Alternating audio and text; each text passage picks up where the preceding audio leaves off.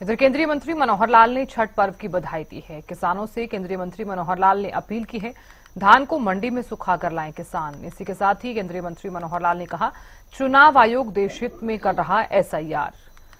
तो करनाल पहुंचे केंद्रीय मंत्री मनोहर लाल ने देश और प्रदेशवासियों को छठ पर्व की बधाई दी।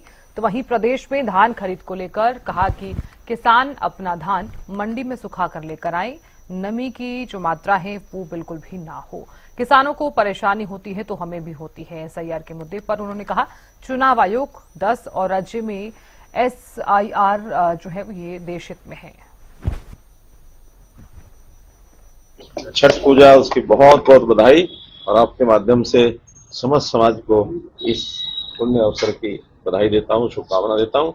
आज के दिन सूर्य देवता को अर्घ चढ़ाया जाता है और सूर्य हमारे जीवन में एक प्रकाश देने वाला जो सबसे बड़ा एक प्रकाश पुंज है, उसकी हम आराधना करते हैं और सबके जीवन में प्रकाश आए, ये कामना करते हैं। ठीक है कि इस बार वर्षा देर तक आई है और जब देर तक वर्षा हुई है तो धान की जो मॉइस्चर वो ज्यादा थी और ज्यादा मॉइस्चर का धान कोई भी आड़ती भी नहीं लेगा, कोई मिल मालिक भी नहीं लेगा और बिकना भी नहीं चाहिए। उसका कारण है कि अगर मॉइस्चर का धान जाएगा तो वो पैकिंग के समय या उसकी जब भी उसकी मिलिंग की जाएगी तो उस मॉइस्चर के साथ धान खराब भी होता है। खराब होगा तो ये नुकसान देश का नुकसान है, किसी के भी काम नहीं आएगा।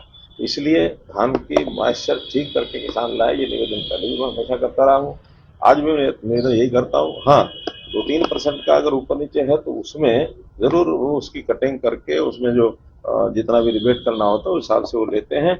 वो एक फार्मूला सेट है। 1% धान की मॉइस्चर अगर ज्यादा होगी तो 25 रुपया क्विंटल उसका वो काटते हैं, ये नियम बना हुआ है। इस होगी 2 या 3%।